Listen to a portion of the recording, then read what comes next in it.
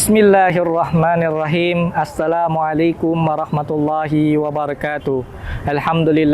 Alhamdulillahillazi arsala rasulahu bil huda wa dinil haqq liyuzhirahu 'alad dini kullih walau karihal musyrikun. Asyhadu an la ilaha illallah wahdahu la syarikalah wa asyhadu anna Muhammadan 'abduhu wa rasuluhu la nabiyya ba'da. Amma ba' Rabbih sadri wa yassir li amri wahlul 'uqdatam min lisani yafqahu qawli.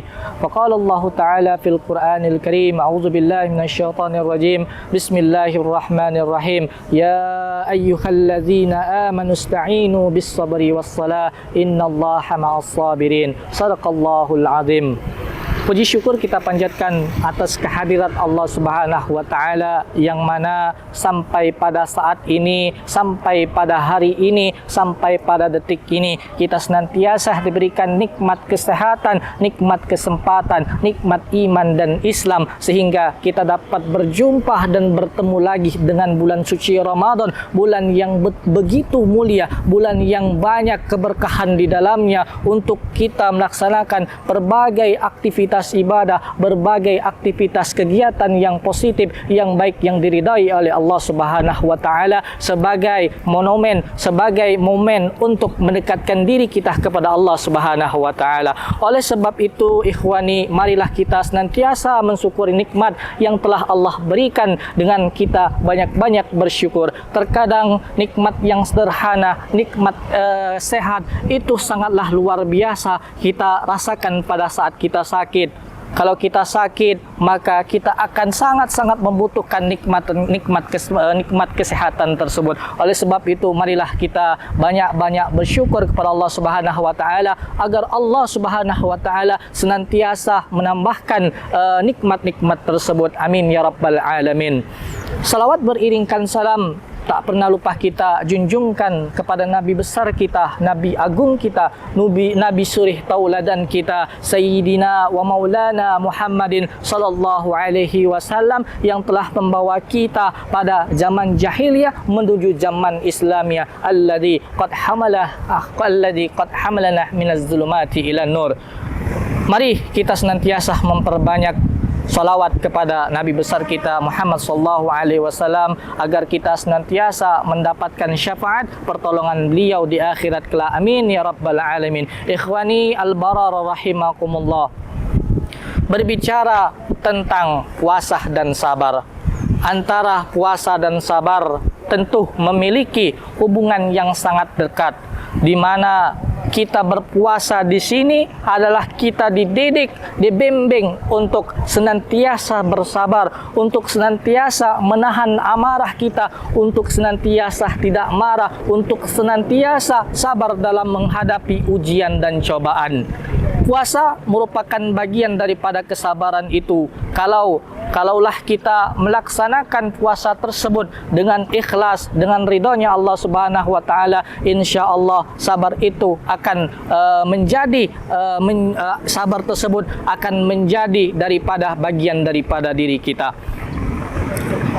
Sabar dapat diartikan yaitu adalah menahan amarah, menahan emosi dan tidak tergesa-gesa, sabar terhadap dalam menghadapi ujian. Sabar ini dapat dikelompokkan menjadi 3 macam, yaitu yang pertama adalah sabar untuk taat kepada Allah Subhanahu wa Ta'ala. Kemudian yang kedua yaitu sabar untuk tidak bermaksiat kepada Allah Subhanahu wa Ta'ala. Kemudian yang ketiga yaitu sabar dalam menghadapi musibah. Adapun sabar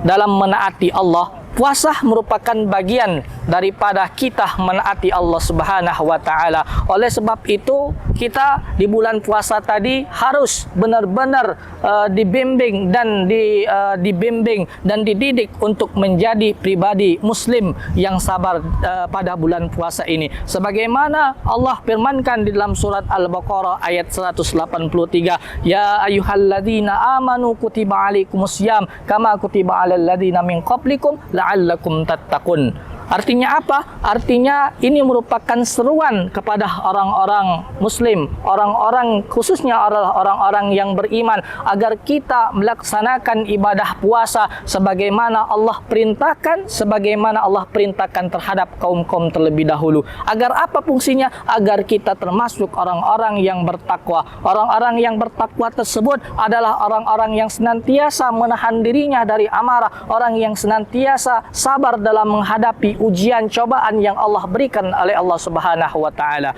Kemudian sabar yang kedua yaitu adalah sabar untuk tidak bermaksiat kepada Allah Subhanahu wa taala, di mana pada bulan Ramadan ini kita sabar untuk tidak melakukan berbagai maksiat yang Allah larang pada bulan ini, seperti kita dilarang untuk menghibah seseorang, sebagaimana kita dilarang untuk mendengarkan ghibah kepada orang, sebagaimana kita dilarang untuk melihat hal-hal yang haram, sebagaimana kita dilarang untuk menggunakan tangan kita, menggunakan kaki kita, menggunakan seluruh badan kita untuk bermaksiat kepada Allah Subhanahu wa taala. Karena jikalau kita melakukan maksiat dan dosa-dosa pada bulan Ramadan ini, jangan sampai kita termasuk daripada hadis yang Rasulullah SAW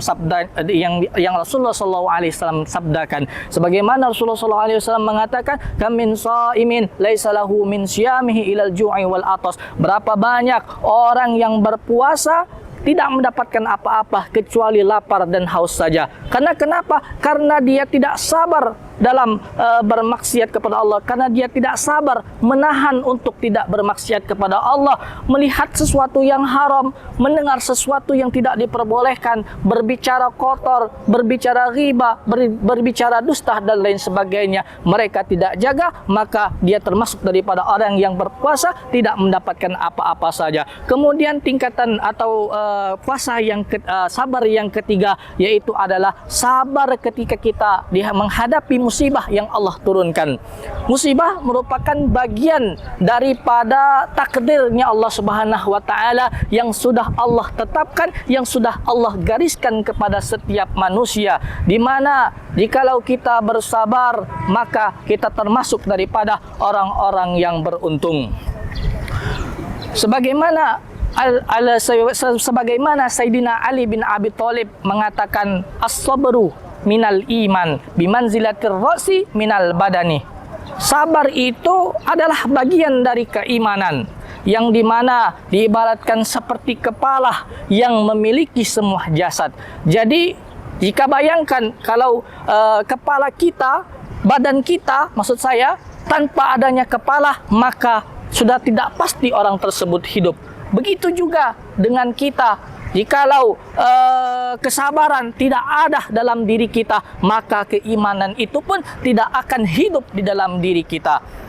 Oleh sebab itu, ikhwani al-barar rahimakumullah, para pemirsa metropolitan yang dirahmati oleh Allah Subhanahu wa taala dimanapun Anda berada. Sebagaimana di dalam pepatah bahasa Arab mengatakan, atau yang dikenal dengan nusus atau mahfuzat, as-sabru yu'inu ala kulli amalin. Sabar itu dapat menolong daripada setiap perkara. Kalau kita tidak tergesa-gesa, kalau kita tenang, sabar, tentram, insya Allah segala apa yang kita kerjakan, apa yang kita lakukan bermakna ibadah kepada Allah Subhanahu wa taala, yang insya Allah kita akan mendapatkan pahala yang luar biasa sebagai ganjarannya karena kita telah bersabar kepada Allah Subhanahu wa taala.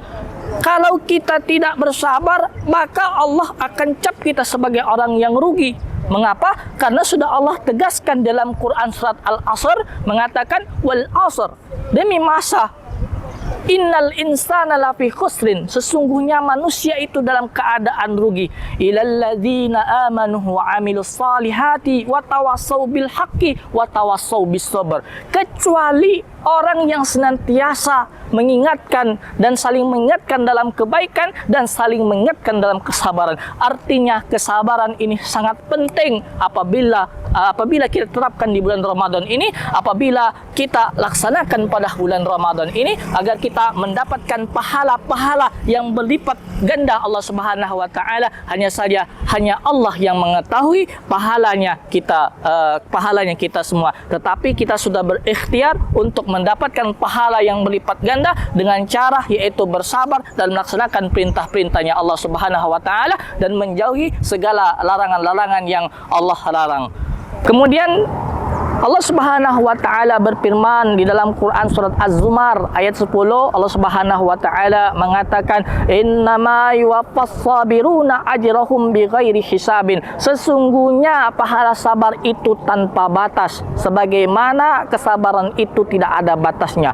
Bohong kalau orang mengatakan bahwasanya sabar itu tidak ada batasnya. Sebagaimana sabar itu di mana tidak ada batasnya pahalanya begitu luar biasa pahala yang Allah Subhanahu wa taala berikan kepada kita semua. Kemudian Allah Subhanahu wa taala berfirman lagi dalam Quran surat Al-Baqarah ayat 153 yang berbunyi, "Ya ayyuhalladzina amanu ista'inu bis-sabri was-shalah innallaha ma'as sabirin." Wahai orang-orang yang beriman, jadikanlah salat, jadikanlah sabar itu sebagai penolongmu. Innallaha ma'as sabirin. Sesungguhnya Allah beserta, Allah bersama orang-orang yang bersabar. Walakin la tahzanu ya ikhwani. Oleh sebab itu jangan bersedih, jangan kecewa, karena Allah Subhanahu wa taala senantiasa bersama kita. Kemudian Allah Subhanahu wa taala lanjutkan lagi dalam Quran surat Al-Baqarah ayat 155, "Walanabluwannakum bisyai'im minal khaufi wal ju'i wa naqsim minal amwali wal anfusi was samarat wa basyiris sabirin." Sesungguhnya manusia itu pasti akan diuji oleh Allah Subhanahu wa taala minal khaufi wal ju'i, dari kelaparan, dari ketakutan, minal khaufi wal ju'i wa naqsim minal amwali wal anfusi, dari kekurangan harta, wal anfusi was samarat, jiwa, dan kekurangan makanan atau buah-buahan. Ini sudah pasti, karena kita hidup pasti ada yang namanya ujian, pasti ada yang namanya cobaan dari Allah Subhanahu wa taala. Wa basyiris sabirin, dan kabarkanlah bagi orang-orang yang bersabar agar senantiasa bersabar, karena pahalanya sabar tersebut tidak ada batasnya. Ikhwani al-bara rahimakumullah, para pemirsa Metropolitan yang dimuliakan oleh Allah Subhanahu wa taala. Oleh sebab itu kita harus memperbanyak bersabar di bulan Ramadan ini, apalagi kalau kita ditimpa musibah oleh Allah Subhanahu wa taala. Jangan mengeluh, jangan berputus asa, dan jangan bersumpah serapah, karena itu tidak akan memberikan apa-apa kecuali kita bersabar. Pasti Allah akan menggantinya yang lebih baik, yang lebih sempurna lagi. Oleh sebab itu kita harus senantiasa bersabar pada bulan Ramadan ini. Ada perbedaan antara ujian, antara azab, antara istidraj. Kalau musibah, kalau ujian, ini adalah musibah yang diberikan oleh Allah Subhanahu wa taala jikalau dia taat, jikalau dia rajin ibadah, jikalau dia bertakwa kepada Allah Subhanahu wa taala. Tujuannya apa ujian ini? Tujuannya yaitu adalah menguji kualitas keimanan seseorang untuk meningkatkan ke derajat yang lebih tinggi lagi, agar dia termasuk orang-orang yang berada pada tingkatan yang lebih tinggi. Jadi tujuan daripada Allah menguji terhadap orang-orang yang beriman, memberikan musibah terhadap orang-orang yang beriman dan bertakwa, itu tidak lain karena Allah cinta, karena Allah sayang, untuk meningkatkan ke grade atau ke level yang tinggi. Kemudian kalau yang namanya azab, ini azab adalah yang dimana kita tidak melakukan sholat, kita tidak mengeluarkan zakat, atau senantiasa bermaksiat kepada Allah Subhanahu wa taala, kita lalai terhadap Allah Subhanahu wa taala. Tujuannya ini adalah sebagai peringatan dari Allah Subhanahu wa taala agar kita berhenti melakukan hal-hal tersebut. Kemudian yang ketiga, ada yang namanya istidraj. Istidraj itu artinya adalah jikalau kita bermaksiat, jikalau kita berdosa, lalai terhadap Allah, meninggalkan segala kewajiban Allah Subhanahu wa taala, kita masih diberikan badan yang sehat, pikiran yang sehat, duit yang banyak, dan lain sebagainya. Ini tidak lain adalah istidraj dari Allah Subhanahu wa taala. Agar apa? Agar kita nanti diazab yang lebih pedih lagi di nerakanya Allah Subhanahu wa taala. Hadirin dan para pemirsa Metropolitan yang dirahmati oleh Allah Subhanahu wa taala dimanapun Anda berada, mudah-mudahan kita pada bulan puasa ini termasuk daripada orang-orang yang senantiasa bersabar, dan mudah-mudahan kita senantiasa diberikan rahmat dan ridhonya Allah Subhanahu wa taala di dalam bulan Ramadan ini dan mendapatkan pahala yang berlipat ganda. Amin amin ya rabbal alamin. Demikianlah yang dapat kami sampaikan, lebih dan kurang kami mohon maaf. Lebih dan kurang kami mohon maaf, kepada Allah kami mohon ampun. Saya akhiri, wabillahi taufiq wal hidayah wa ridha wa inayah. Assalamualaikum warahmatullahi wabarakatuh.